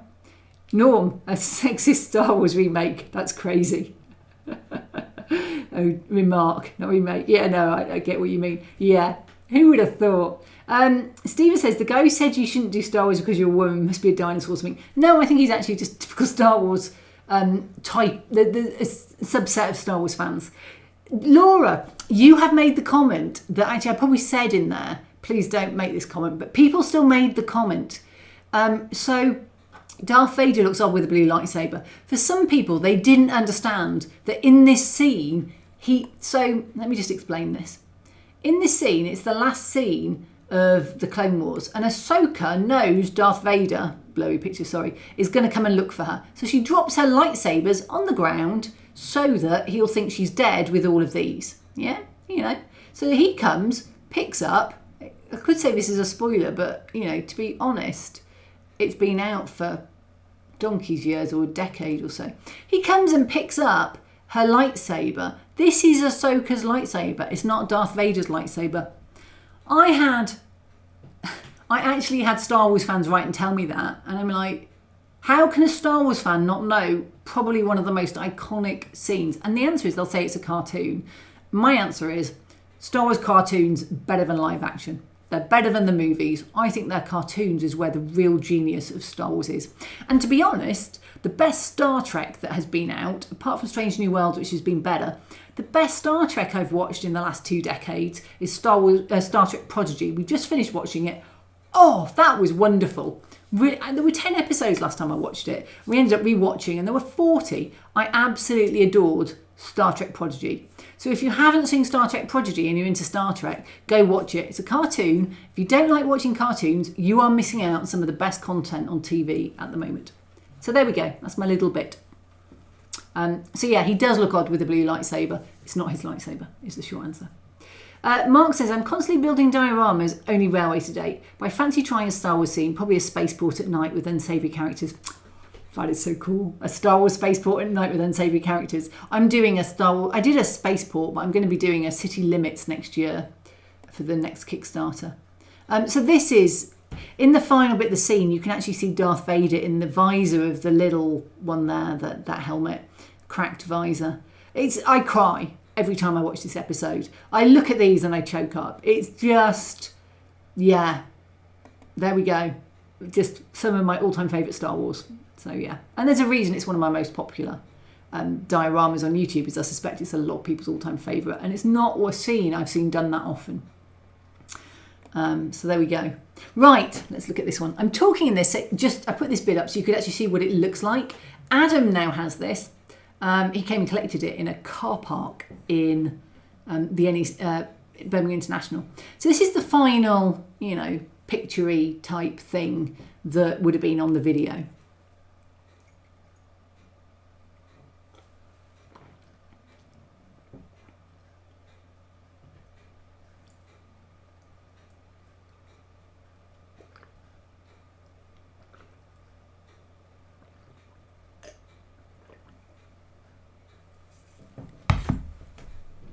Okay, let's talk about this. Actually, let's look at chat first. Everyone's talking about the guy who's very rude. Yeah, Stephen Cameron says, yeah, he's a T-Rex. Yeah, he is. Jeffrey Coombs, try something stronger than tea, that'll help. Do you know, I've actually gone teetotal a couple of years ago, having drunk for my whole life. It's certainly a lot cheaper, I can tell you that. Mark says, I have many projects in my head. Sometimes it's overwhelming. I plan 2 to 3 weeks ahead, so all the materials, kits are at hand. Do you have a list in your head? I have a list I've bought for about 50 projects I've never done, because I am very good at buying for projects and not so good at actually doing the projects. So there we go. Oh, Bill says Prodigy has been exemplary. Another vote for Prodigy. Tim says my projects are running on a multi-year schedule. I'm behind, so mine are now on a multi-year schedule. But at one point I did have I've probably got about 6 or 7 years worth of ideas, partly prepped or going for a YouTube channel. And then I pivoted into 3D printing, so design rather than doing content creation. So the poor company's got loads of costs. But yeah. John says Star Trek Lower Decks is well worth a look. Do you know, I've watched 2 of the series, I think, and it almost grabs me, but it's American humour. And it's not my humour. I'm not into comedies particularly, and it just doesn't always hit right for me. So I kind of enjoy it, and then sometimes I don't. So, but yeah, it's also, I like the fact they can do proper aliens in cartoons much better than they do in real life. Adam Chatwin says, my pride and joy. That's the diorama. But Bill loves the lower decks as well. Laura says, something that may be useful is a micro sander tool I created. Electric toothbrush with the bristles removed from the head and Velcro applied to the top. Discs of wet and dry on Velcro. That sounds really useful. I've seen a few people do them, and you can now buy those as actual, not homemade ones, but, you know, professional ones. I actually bought recently for my droid builds, which are sanding PLA, which is a nightmare, a heel grinder. So it's about, you know, that sort of size. And it's quite slow because it's for your heel. It's supposed to get rough skin off, but it's flat, round disc, which was great for my droids. And then I used it because I tried this technique of doing a weld seam with plastic.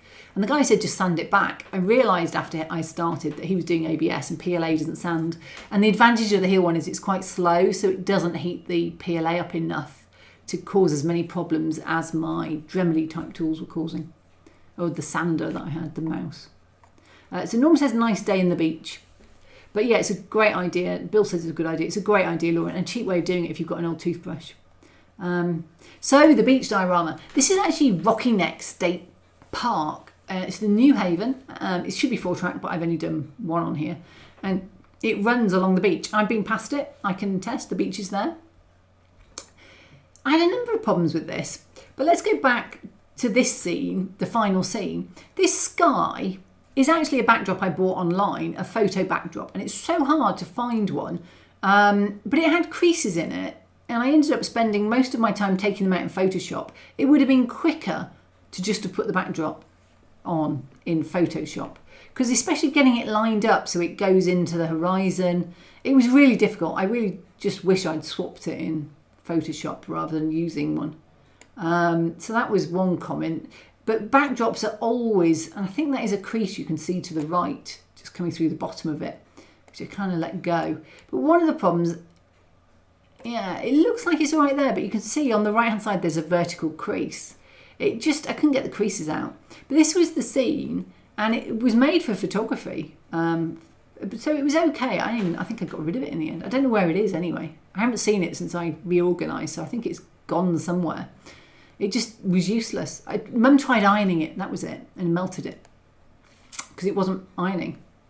So yeah, but the problem I have, and Adam's got this, it's made on a piece of shaper sheet, which is metal with foam, fluff attached, like fleece, and then you put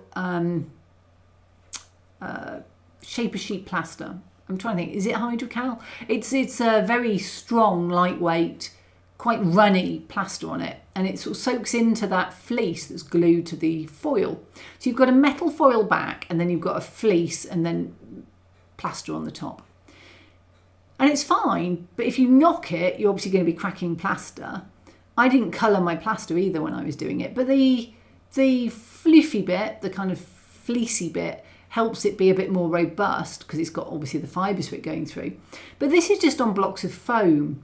So it's too big for my shelf because the foam doesn't fit on my 25 centimetre deep shelves. So although I can shove it out the front and the back, it becomes really hard because it just wasn't really sitting. And I felt it wasn't very secure. So my biggest problem with this is I actually really like it as a diorama. It needs a train on it really. But it just feels, even though it's rock solid, that the corners are too delicate and not protected. But I wanted the floating look of the shaper sheet. That was the whole point of doing it. So Adam can tell you whether it's been a problem for him. But that was my problem with this one. It was just, is it actually going to stay pristine when you've got it on the shelf? Probably would. Bill says, I remember that beach diorama. Bill Forrest says the Lower Deck Strange New Worlds crossover is good. I have actually seen that. That was in Strange New Worlds, wasn't it? Yeah, I think I've seen that in Strange New Worlds. Mark Wilson, fun fact, Gareth Edwards, the director of my favourite Star Wars film Rogue One, went to my school at Nuneaton. I had left before he attended though. Yeah, because it's a very British cast, and Andor itself's been filmed just down the road from my friend for the Saw Gerrera's Caves. Bill says, I agree, it's American themed humour, Lower Decks. It is. And there's nothing wrong with American humour. I just grew up on Carry On films. So very different style of humour. So Laura, I first showed off my sandal on my YouTube channel 6 years ago. There were at least 3 other YouTubers who've copied it without reference. The trouble is, I've actually seen that as a tool by professional, like Despy have one now. So I don't even know whether other people have had the same idea. I saw somebody, so I've been using Targrout for an example for years, and donkey's years, and I didn't invent it. I got it off a forum where someone said use Targrout. And I saw a professional modeller who does amazing stuff, and Lance Mintime, and he came out with one of his monthly, you can subscribe, and he always gives great monthly informative, you know, this is a little story, useful techniques. So subscribe to his newsletter, email newsletter. It's really, really good. And in one, he went on and on about Targrout, and he wrote an article about Targrout, and he found it by going around a DIY store, because he's American, so it's a store, not a shop, going around it, seeing it, and thinking that would be really good. But what's fascinating is I've seen it in use so many times, and I've used it in almost every single diorama. And he still said, oh, I've just come up with this new idea because I saw it in a shop and thought this is new. And he didn't copy it. You know, he really would have seen it. He's a very innovative guy who does beautiful modelling. He would have looked at it and worked it out from scratch. I saw somebody else's, and I have no idea who, because it was just such a common material on some of the forums I was on. Loads of people used it, so I don't know who first found it. So some of these ideas, it's a bit like Armageddon and Deep, whatever the other one that came out that year with the asteroids striking. Sometimes people just do get the same idea without copying it from you. I mean, I look at people and I'll do something, and I know that Luke Towan watched my channel, and then he would do something, and he would normally credit, and then he'd send people back to my channel. Excellent. But there'll be other people, if Luke's watched my channel and taken something, now Elle. If Elle's watched my channel and taken something, then you can guarantee there'll be other people that have. I just think it goes around and it goes around. It's annoying if it's something really proprietary that you've spent a lot of time on and perhaps invented, like you have. You've spent time doing that. But realistically, so many ideas just circle once they've gone to YouTube. And people don't always remember where they got it from. They just know they've watched it late at night sometime.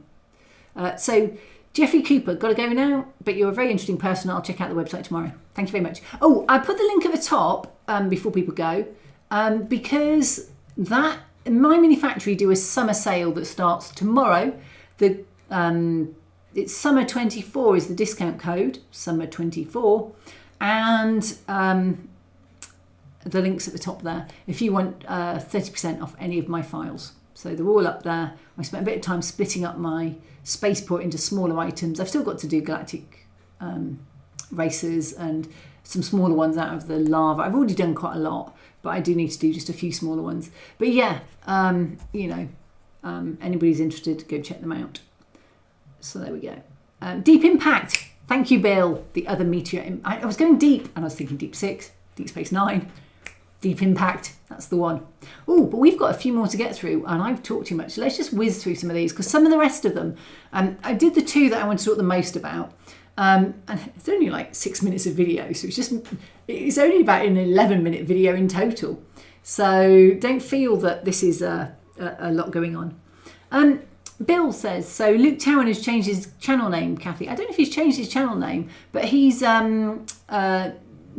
decided to share that he's transitioning to being a woman. So his new name is Elle. So it should now be Elle Towan, but I don't know if he's changed his channel name, but he now goes by the name of Elle. I think he's really brave to do that. So, and I think he's had a lot of great feedback about it, but it's still a big thing. He's got 1 million+ subscribers to come out to all those people, and some of them can be quite harsh, I imagine, if they're like Star Wars fans. So I'm really proud of him for doing that, and and there we go. This is Mandalorian. The only learning point I had from this diorama, I did this little base and I magneted him on, and I thought, I wonder how safe he is. It should stick. Came out and he had smashed. He fell off it. I smashed an arm. I had to repaint. So this is like reprint, re-metallic, repaint, re-weather, a whole arm, plus the end of his rifle, his handbang came off, that glued on. So I had to pin that to glue it on because it snapped on an area that just had a sort of ring on it anyway, so it didn't show. So that was a disaster. So my learning point from that is be very careful about your bases, because I think it was just squidged in actually. The magnets were in this one, and this is this one. Now, the learning point on this is I've got a jetpack there, and I said at the time, you know, what would you do to do this? And people said to hide the sort of stand that it's on. And a lot of people said I'd do it from the back, but I did that in foam, and this is very heavy, so I forgot to hollow it. I could actually have done this in FDM, it's hardly any detail on it, but I forgot to hollow it. So this is a very chunky middle bit, it's very heavy. So I printed in resin, the support that they give you, glued it in, and over a year or two, because it's so heavy, it's drooped back. And instead of being like this, it's now like that. Well, actually, instead of being like this, it's now like that. The back is dumped. I picked it up and one of these snapped off. I think it's just on the glue joint, so I need to re-glue it. So all of this needs to come up, and I'll probably have to drill this out, take this out, drill it out while not snapping anything else, and then put maybe a bit of clear acrylic in or something. Rod, which I do have, cut it to length, glue it in, and then put that in instead. So I just wanted to say, if you've got heavy items, I didn't put up the Scorpion droid because I didn't design it, but it was designed by Rebel Base Builds. Beautiful model, by the way. He does beautiful models. Rebel Base Builds, if you want to get a Rebel Base Build, if you want to go and look at his channel. Lovely guy. I've met him in a car park several times to swap stuff over for the diorama we did together. He's a really, really nice guy, James. So worth, you know, checking out his channel if you're into Star Wars. Does some great stuff. Does some great designs you can also get. And he did a Scorpion droid. And I came down one morning and it was his first really one that he'd ever done. And like me, he hadn't hollowed.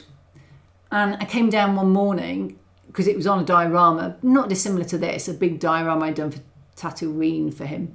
He's got it because I just didn't have space for it. It's massive because this is 6th scale, but it was like half this size, but it was full-size buildings. And the Scorpion X's massive, as you can imagine.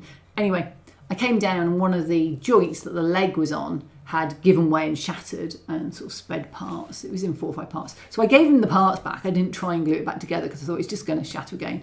And it was in little holes into the base to hold it in place. So I was just going to leave him to sort what he wanted to do with that. But not hollowing is a big mistake when you're doing things like this. And there were places I could have hidden it with the sort of seat going on. I could have put the drain holes there and things. So yeah, I should have hollowed and I didn't. Whoops. Big whoops. So yeah, that's it. And now I've got to drill all this out and sort it. But this is one of my favourite dioramas. There's very little I just like about it. And I'm actually gutted that I have to go and fix it. And I might damage stuff while trying to fix it. Because I really like this diorama. And that's rare for me. So it just shows you. I had to sand all the texture off Mando. That was annoying. But apart from that, I love it. And it's all tar grout and sand. There we go. So we'll have a few more of that. Tim says, I do ask people to credit my free 3D print designs and will sometimes ask, is that mine in Facebook comments when they pop up? I think that's very fair. I don't have most of these designs out there because they're not my IP and I don't want to sell them. You know, like this was somebody else's that I shrank down. So I feel, and I may even have bought it, so I don't want to give away for free something I've shrunk that someone else has put work into because it just doesn't seem right. The other actually learning point on this, these are wood skewers. These are like bobbleheads. They go every time you walk along the thing in front of them and carrying them back and forth to mum's. This back comes off the front, but they were like boing, boing, boing, boing, boing. So they're going to break. They're going to break. They haven't broken yet. So I'm really, really pleased about that. But I do love them. Yeah, there we go. So, I see, says Bill. Adam says, yes, the corners are delicate. So far, I've managed to keep it safe whilst clearing out some space in my workshop. My plan is to make a glass case to put over and it will sit proudly on my workspace worktop once it is all completed. I'll send you a picture. Oh, please do send a picture. This is really so you can see the scale. And this is my display space that I put things on. I need to go through and reorder it and sort it. And wow, look how dark my hair was. Yay. I actually prefer this colour now. Magic of hair dye. Oh yeah, okay. So, hang on, there we go. Let me just here we go. Joggling. This is just me walking back and forth, and you get the joggling. So there we go. It's quite funny. But yeah, this is the display space. This is quilts in a different room now. They're in a different room, but you can see how much they joggle. It's even worse when you're carrying it.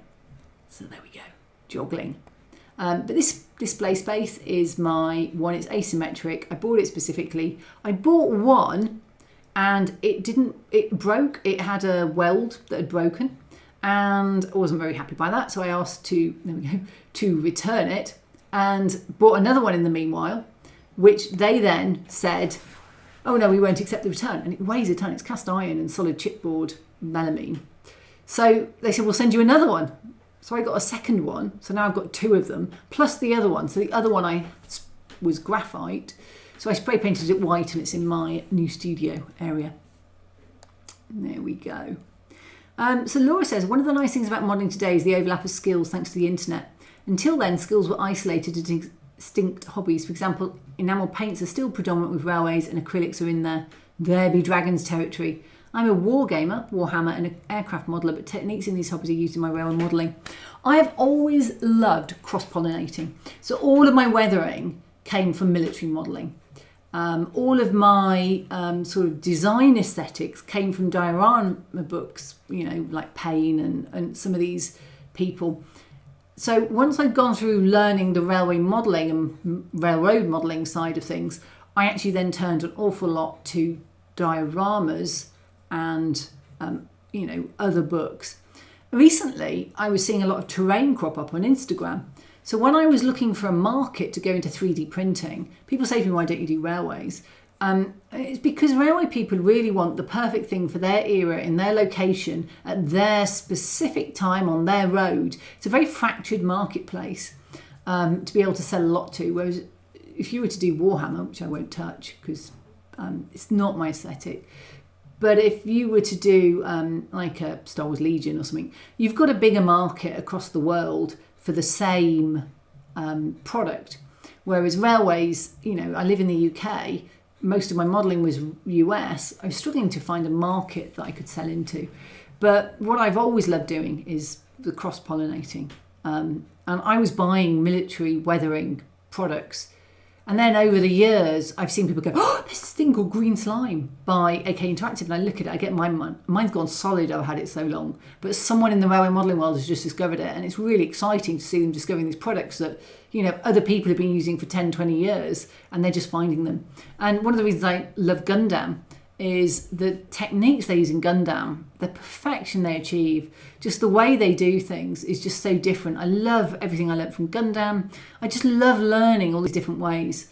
But for now, I need to learn to be better at, desert texture and stuff like that, because that's my future.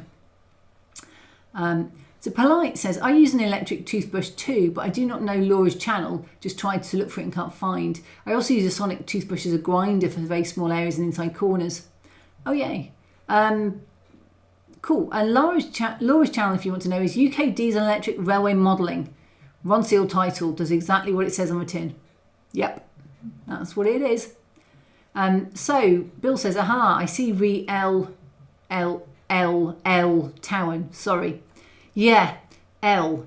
Yeah, okay. So L-E-L-L-E. Someone wrote to him actually in the comments and said, that's really exciting. Do you know that means she in French? And I was like, oh, I assume that's why he chose it. So it's a really, I hadn't seen till you just wrote this.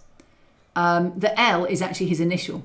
I hadn't seen that, so I feel really thick now. They were very excited. They saw that it was something French. I just went straight to the French and went, oh, L, he's picked a name that's very feminine and actually means female, in another language. I never noticed it was L Towan, L for Luke, so I feel really stupid. Anyway, there we go. Laura says, Grogu is the cutest character since Zingy, the dancing EDF figure from the adverts. I don't actually remember Zingy. I'm going to have to go and look now. But Polite's going to look at your channel, so that's good. Norm says, I like them jiggling. They do jiggle. Bill says that's a large Mandalorian diorama. And this is my problem. I do too big a dioramas. I just run out of space. But I do love large dioramas. But this next one that I'm going to play, I have nothing I want to change on this at all. I really love it. The only thing I'd change is that the people fall over regularly because they're just tacked in. And the backdrop is separate to it, so it isn't actually on display.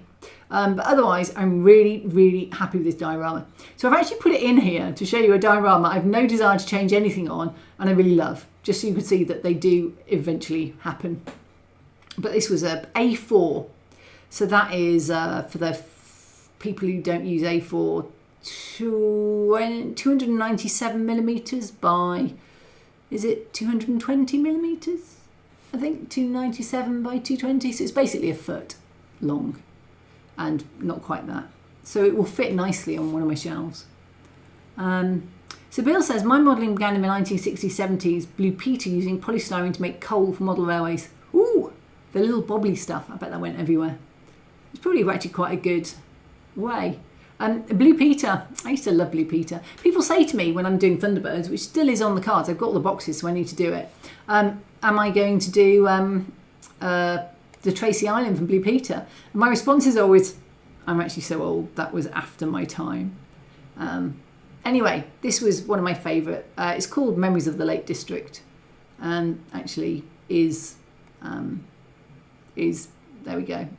I do like this, just to show that I can do, but there's a lot of effort. It's my friend Graham in the background there, and Rachel and Graham, I used to go on holiday with them. I used to go walking with them. I can't keep up with them now. I don't walk enough. So that's him there in the background. And Rachel, I think, was standing with me, so she didn't make the photo. So Laura says, on my Japan trip, I went to loads of book-off stores, which are second-hand stores with books and DVDs, but also models and toys, rows and rows of cheap Gundam. Yeah, Gundam's great. And I've watched 4, 5, 6 maybe of the main cartoon anime as well. So I actually do understand where most of them come from. I got the first series of The Witch from Mars, or whatever the latest one was called, but I need to watch the next one. So I didn't want to spend hours picking every single one apart, but to say this is A4 and you can do really good dioramas. The people do suck. I probably could do with 3D printed people, but you know, I can take them off if I'm that fussed. So now we're on to this one. The only thing I had a problem with on this one, well, there were two things. One, I made the bottom far too blue. So I had to suck out resin, leave it in the bottom, and then make a batch that was a lighter blue. So do watch your resin. And this looked better. I put snow on this. So this is basically polyfiber with UV resin on it. And I put snow on it. Oh, I think that bit of greenery shouldn't be there. That's probably fallen down at some point. It's got a bit battered as well over the years, the vegetation around the edges. Again, this is massive. This is a big one here. And as you can see, it was too blue. I think that gradation is perhaps a little sharp between the blue and the rest. It's just the way the diorama base went, actually. It didn't perhaps smooth out as faded as much as it could. But I put snow on, wooden scenic snow, onto it while I set it. And I think it made it too white. I think it looked slightly more realistic before that went on. The difference was without it, it looked white because the polyfiber's white, but you didn't see the fibres as much. The snow emphasised the fibres more. So you got it as an effect that looks slightly more realistic, whereas this looks more like fibres. So I wouldn't add snow in future, or I'd just do it in maybe 1 or 2 places around the bottom or something, you know, to show it off. But I was really pleased otherwise. And it's still a nice diorama. It's all carved plaster over foam, so it sometimes looks a bit like carved plaster over foam. I'm not great at subtractive modelling. I'm better at additive modelling, if I'm honest. But there we go. So that was the last one by the look of it. There we go. So yeah, Adam says the water effect is fantastic. Thank you. I mean, I've got dioramas I like. I never know which way to point. The one that's over there, that's still there. That's my Dagobah Swamp, which we did on a live stream, if you haven't seen it. And then I did a shorter YouTube video, if you want to go back and watch. And looked really, really loved that. There's loads, and actually I'm tempted to go back and do swamp trees at some point, so you can print your own Dagobah Star Wars board. I just need to work out how to do, I'd have to do an X-Wing and do submerged ones and trees, so that's always in the future. Laura, in hindsight, do you think a deeper blue in the water would have made it look deeper? No, it looked too blue, because actually that colour is more or less spot on what the photo looks like when it's been blown up by somebody doing a photography enhancement. So it's not even that blue probably in real life, because it's a shallow pond. You would only get that depth of blue, I think, in the ocean. So I didn't want it to, it's supposed to be a little shallow sandy pond. So yeah, what is the big problem is, if we look, is I actually, as though a shot from above, I think there was. Where's the shot from above? Here we go. I used, I will find it. Promise you, I will find it. There was one. I'm just going to put it to play from the beginning, and we'll find it in a sec. I used the actual depth of the diorama to do the edges, so the blue fades out because the diorama slopes. Oh look, and I've frozen again. Oh, really is not in a happy place, is it? So because of that, I actually needed more depth on my stream to get my stream bluer. My stream has no blue to it at all. I never even noticed. It doesn't really show it. I think there was one bit where I said, oh, there's a really harsh line. And I didn't get that because I didn't have enough depth when I planned the diorama to show off that sort of depth of blue into the... So if I'd done a deeper blue over that, but it all just runs into itself because it is just one... There we are. Right. See here. Oops. It's very hard to get us to go slowly. It's like one shot. Anyway, there is as good as I'm going to get. That bit there on the light, this is all just one pour. Well, it might have been multiple layers, and the top layers weren't as blue. But yeah, I could have done with more depth in this stream at the bottom. So there we go. Am I frozen again? What is with this? Settings, refresh devices, reconnect. Is that working? It's still off at least. I can't believe how many, I never normally does this. So there we go, sorted. So Dagobah is awesome, thanks Digger. That watercolour is very tropical. It's actually South America, I think. It's somewhere, Venezuela, Brazil, somewhere like that, because I did model off a real rail. You know, we're talking about modelling real railways. I modelled off a real waterfall. But it's definitely topical and tropical because we're talking about it. So yeah, Laura, it's not immediately obvious. It is a shallow sort of pond, really, pool. So what's dark, I think, is where the plunge from the waterfall's eaten it out, and then it goes off to a fairly shallow river. But there's actually quite a lot of water coming down, so it can't be that shallow. Laura, that lovely turquoise water reminds me of Okinawa, which I visited on my Japan trip. You're making me very jealous. Beautiful tropical island, but so hot at 30 degrees C. I actually quite like 30 when I'm on holiday. It makes me feel I've gone somewhere worth going. I used to visit my friend in Hong Kong when she lived there, and I went 3 times. And one time it was like 34 and humid most of the time. I thought it was wonderful. Ripples of the water leaves nice shadows on the bottom of the pool. It does, doesn't it? That was like a side effect. But yeah, I think that really... I'm pleased with it overall. There were just a number of things that... When I said in the thing, let me know whether you prefer it with or without snow. And most people, I think, preferred it one way. There was a definite view, and I can't remember whether most people preferred it with or without. But I think a lot of people preferred it without. But of course, by then you've done the snow. So they can see it on the video of here it is without snow, and then you can see it with the snow. So those are all my learning points from just a random 5 or 6 ones that I've done. Railway ones, I actually am happy with my railway ones.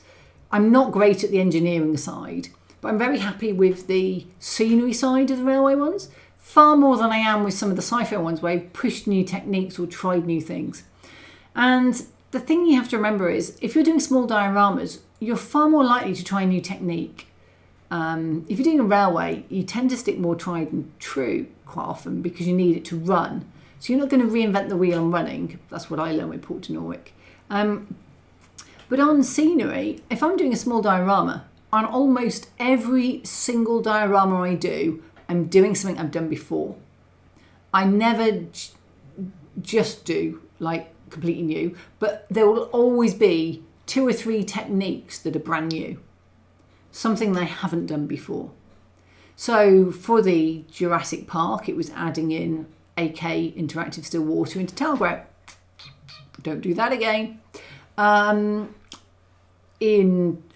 Port to Norwich had no new scenery techniques really, apart from using terps in oil washes, because I was getting back into oil washes, and I've used them before, but I'd used odorless thinners probably just should have grabbed a different bottle.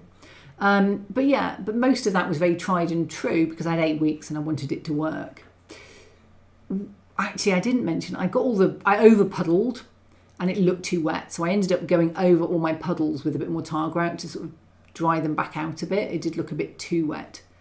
So it can be a bit like that. Tim Williams, humidity is the killer for heat. It was 45 in the shade in the desert when I went a few weeks ago, but tolerance because it was dry. Yeah, when I was in South America, most of the time I was in a very arid area and it could get hot and you didn't really notice it, and you lived in it all the time because they didn't have air conditioning really. So we went to a mountain village and it was 20 degrees and we all put jumpers on because we were so cold, and that was after just 8 weeks there. But if you get somewhere hot and humid, Hong Kong was quite humid, but yeah. Laura says, I saw a funny meme saying, anyone going anywhere exciting this weekend so you can stare into your phone.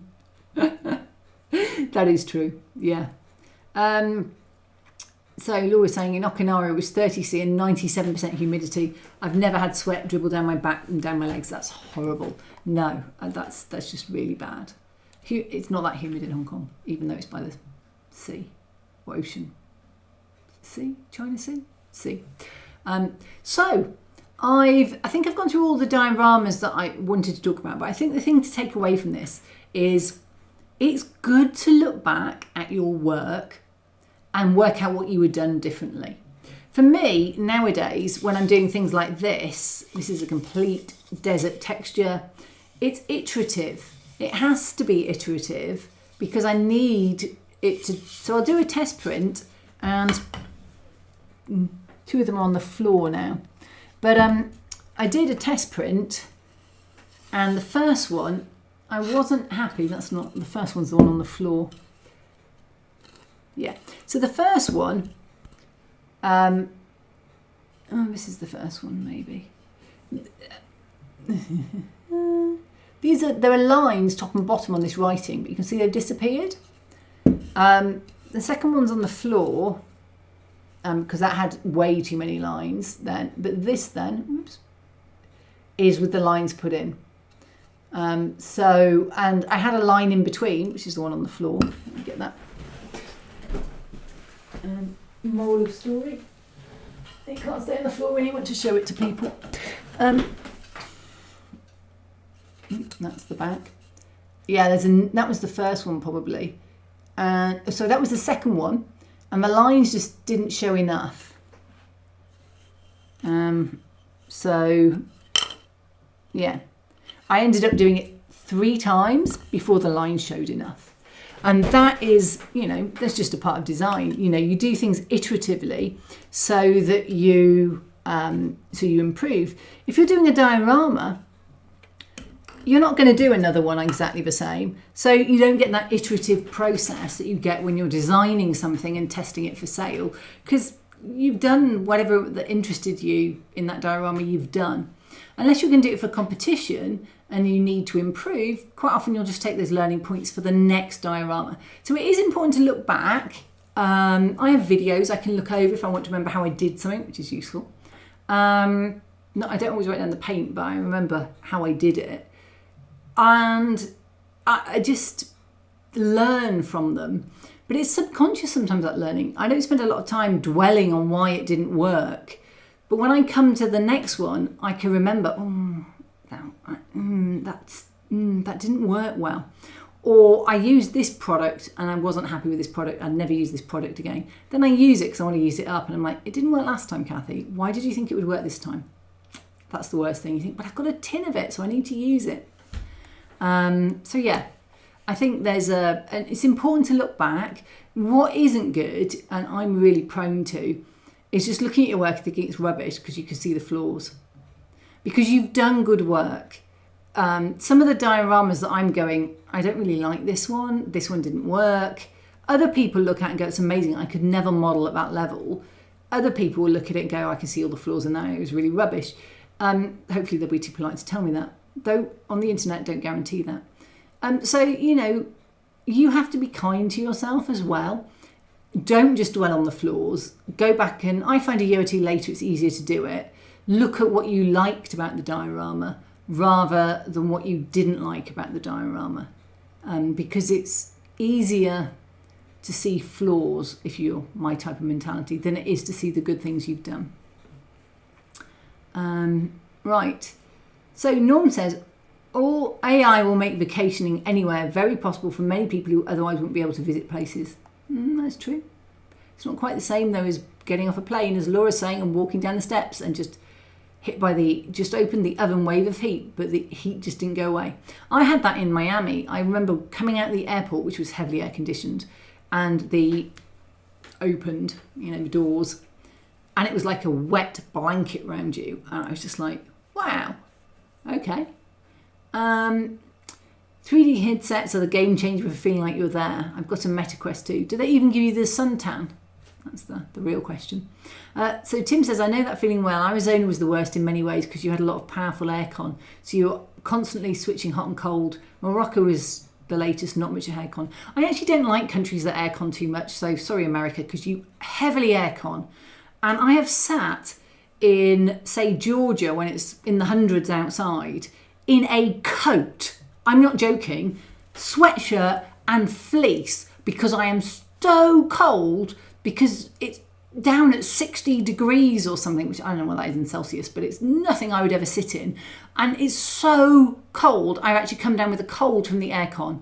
And I go outside and I sit there and I go, I understand you may not want to sit out in 100 degrees, but I'm just so grateful I can feel the sun on my face and it's hot and it's warm and I feel so much better sitting out here than I sit in your air-conditioned to death room. So, and I only get that in America because you do air condition much colder than anywhere else that I travel to, because I've only really travelled to America and the Far East, and the Far East don't aircon as cold as that generally.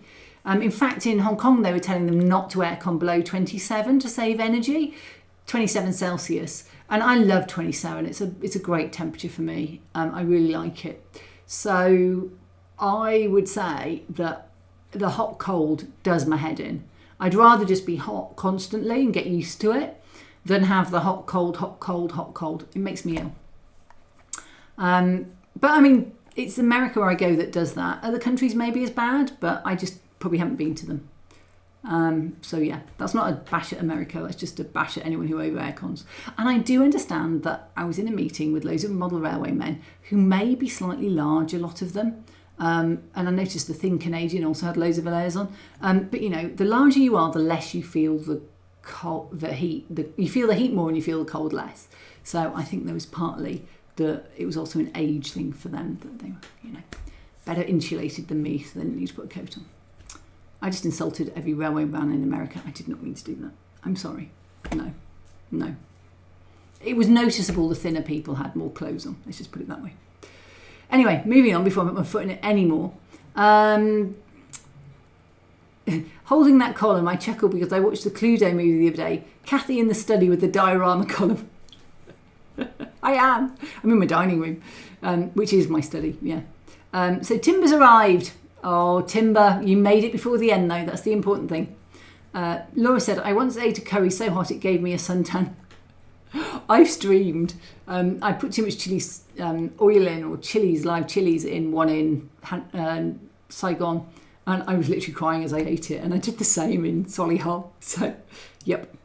Hi, Nathan. People are all arriving just as we're about to go. But great. So Norm says, I keep my house at 78 degrees due to it being 105 outside. I'm fine with that. 78 is fine. I literally was in a room for a meeting where they set it at 60 something. And a lot of them were setting it in the 60s. And I'm like, that is frigid. So I'm getting, my phone's here. What is 60 in Celsius? It's freezing. I mean, my house is only set to 18 in the winter and I'll sit here with 2 jumpers on. But I'd rather be cold than hot in some ways when I'm sitting around, but I don't like it that cold in a hot country. So there we go. Nathan says, have you been to the National Railway Museum? Not for a while. I know from America, but someday I'll be one of the goals to visit there because of the Duchess of Hamilton. It's a good goal to have. I haven't actually been there for ages. I've been there once, but it was a long time ago. We're having the chili scenarios coming out now. Tim, I once had a meal with hot peppers in a restaurant in Cairo. Trouble was the lighting was so poor I couldn't see what I was eating. Ate a whole one in one go by accident. Oh, that's bad. Oh yes, that moment where you can't undo it, where you're just like, oh.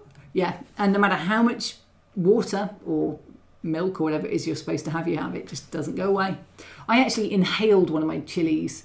There's a really nice cafe that's run by some Hong Kong people, or former Hong Kong then. The parents were Hong Kong, but it's actually the daughter that runs it now. And they do an amazing Singapore chow mein, which I had this week. It's beautiful. It's a whole plate full. It's really nice. And they do extra spicy with chilies in, and I inhaled a chili, and it's just so bad. There we go. Right. It's nearly bedtime. Stephen says, gotta go, time for bed. Good night, all take care. Stephen, thanks for making it. I'll be signing off in a couple of minutes anyway. Nathan says, did you hear about the National Railway Museum with the remodelling, the whole place? I didn't actually. I suspect they do it fairly similarly. And Laura's saying to Nathan, consider going across the Forth Bridge just outside Edinburgh, Scotland. It's an Industrial Revolution special. I went from Birmingham to Edinburgh on the train. I'm sure I must have gone across the bridge. I sort of vaguely remember it. Pretty sure I must have. Someone tell me if I did. But anyway, it is really stunning. There's loads of stunning Industrial Revolution stuff here. I live south of Birmingham, but just north of me is Coalbrookdale and all that sort of stuff.